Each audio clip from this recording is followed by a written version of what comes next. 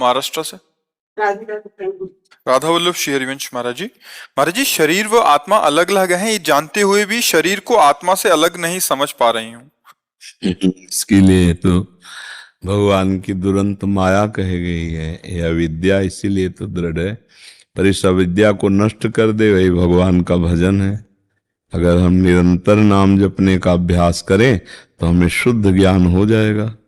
अंतःकरण निर्मल और एकाग्र होने पर भगवत स्वरूप जो मेरा स्वरूप है उसका अनुभव ऐसे होने लगता है जैसे निर्मल और शांत अचंचल जल में नीचे क्या है दिखाई देने लगता है ना। लेकिन वही जल चंचल हो और गंदा हो तो हम नीचे का नहीं देख सकते ना। ऐसे ही तो हमें इस समय आवश्यकता है अंतःकरण को निर्मल करना और एकाग्र करना। भगवान ने कहा निर्मल मन जन सो मोहि पावा मोहि कपट छल छिद्र। तो बस हमारी अब सारी चेष्टा होनी चाहिए मन निर्मल करने की, क्योंकि भगवान ने मांग कर दी ना कि निर्मल मन। तो निर्मल मन किससे होता है? पहले जो चीज हमें निर्मल करनी हो तो गंदगी रोकनी चाहिए, उसमें नहीं आनी चाहिए। पहला काम होना चाहिए धुलाई के पहले गंदगी ना आवे। तो इतना तो अपने को पता है कि मन किन किन बातों से गंदा होता है। ये कोई नहीं कह सकता कि मुझे पता नहीं, क्योंकि सबके हृदय में भगवान विराजमान है। जहां कोई गंदा सोचता भी है करने की तो वहीं अंदर बात आ जाती गलत है। आती है आप लोगों के हृदय में भी आती है ना, कि जैसे हम बुरा करना चाहें तो अंदर आता है यार गलत है नहीं करना चाहिए, पर मन ने ठान लिया कि मुझे करना है, वो कर लेता है। और हम बहुत पश्चाताप करते हैं कि करना नहीं चाहते थे पर अब क्या बताएं अब हो गया। ऐसा लाख पश्चाताप। बकाया बात इसमें यह है कि हम करना चाहते थे। अगर हम ना चाहें तो मन हमारा कुछ नहीं कर सकता। हमारी चाह अंदर सुख की होती है, फिर हम मन की सलाह में दस्तखत कर देते हैं पर अंदर अंदर जलते रहते हैं कि यार गलत कर रहे हैं, यार गलत किया, यार कैसे क्या बतावे, पता नहीं क्यों हो जाता है। क्योंकि हमको अच्छा लगता है, हमको सुखद लगता है गलत कार्य, तभी हम उसकी स्वीकृति कर देते हैं। तो पहली बात तो ये कि हम पहले इस बात की मेड़ लगा दें कि गंदगी हमारे मन में आने ना पावे। वो मेड़ है प्रतिज्ञा कि चाहे प्राण त्याग दूं अब गलत नहीं करूंगा। अगर मन निर्मल करना चाहते हो तो पहला नियम लो, चाहे प्राण त्याग दूं पर गलत नहीं करूंगा। और आप में बड़ी सामर्थ्य है, यदि आप सच्चाई से नियम लो तो आप ऐसा कर सकते हो। और नाम जब शुरू करो। महाराज जी नाम जब शुरू है फिर भी है ना, शरीर बहुत अस्वस्थ है, 6-7 ऑपरेशन हो चुके।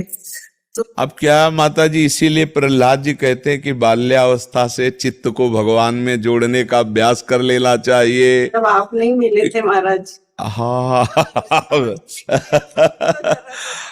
वो भर्तरी जी ने लिखा यावत स्वस्थमिदम कलेवरम यावत च दूरे जरा। जब तक बुढ़ापा दूर है, बीमारी दूर है, तब तक मन लगा लो भगवान में। और नहीं तो जब शरीर में कष्ट होगा तो मन शरीर में लगा रहेगा, भगवान में तो लगना कठिन। तो मेरा क्वेश्चन है, मशीन भी लगी। वही सबसे बड़ा क्वेश्चन है महाराज। तो वैसे मैया अगर राधा राधा राधा राधा प्रति श्वास बोलो तो क्या परेशानी? सब है महाराज जी, तो बस पर शरीर में ध्यान ज्यादा चले जाता है। कोई बात नहीं है।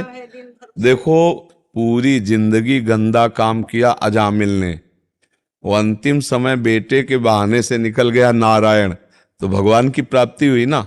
तो हमको बिल्कुल ज्ञान नहीं है कि मैं आत्मस्वरूप हूं, हम अपने शरीर में फंसे। पर अगर हम ऐसी स्थिति में भी रामकृष्ण हरि राधा राधा बोलते हुए प्राण त्यागेंगे तो हमें भगवान की प्राप्ति हो जाएगी। 20 साल से बहुत बीमारी में जकड़े हुए थे, लेकिन वैसे हाँ, वैसे सबको समस्या है प्रभु जी। भारत या विश्व में एक आप ऐसे नहीं हो कि आप एक समस्या है, सब कोई समस्याओं से जूझ रहा है। क्योंकि इसका नाम दुखालय है, इसका नाम मृत्यु लोक है। तो हर आदमी यहाँ समस्या से जूझ रहा है। मान लो आपको अपनी समस्या पता है, अच्छा या किसी को भी खड़ा कर दो और पूछो कि आप बचपन से लेके अभी तक कोई समस्या में नहीं हो, वो रो के चिल्ला के कहेगा समस्या ही समस्या है। क्योंकि ये देश ही समस्या का है, इसमें कोई समस्या से खाली नहीं है। नहीं, सब ठीक है, दिमाग ठीक नहीं है। इस बात से परेशान कि मैंने उसे प्यार किया, उसने मुझे छोड़ दिया। अब इस बात से परेशान, दिमाग बीमार है। मतलब कोई न कोई समस्या से सब परेशान है। नहीं, बहुत बहुत हमारे साथ जो है धोखा हुआ, हमारे साथ अब शरीर स्वस्थ है लेकिन दिमाग बीमार है कि उसने हमको जो है धोखा दिया। अब वो नाना प्रकार के क्लेश। अब आप चिंता ना करो, आप राधा राधा जपो। नहीं, शरीर में जो पीड़ा है वो भगवान से प्रार्थना करो कि मुझे सहने की सामर्थ्य दे, और कभी भी कोई भी श्वास अंतिम हो सकती है, इसलिए हम हर श्वास में राधा राधा जपे, यही सार बात है। अब ज्ञान होना आत्म तत्व का, उसके लिए तो साधन चाहिए, साधन लायक शरीर नहीं रह गया। तो अब हमें लगता है कि भगवान का भरोसा, फिर भी उद्धार तो हो जाएगा ना, कोशिश कर रहे हैं, कोशिश। देखो कोशिश तो अपने लोगों की जितनी होती उद्धार होता उनकी कृपा से। अगर आपने भगवान का हृदय से आश्रय लिया है तो निश्चित उनका नाम पतित पावन है, करुणा वर्णालय है। देखो कोई भी चाहे जितना बड़ा ऋषि महात्मा हो, ऐसे उद्धार नहीं हो सकता।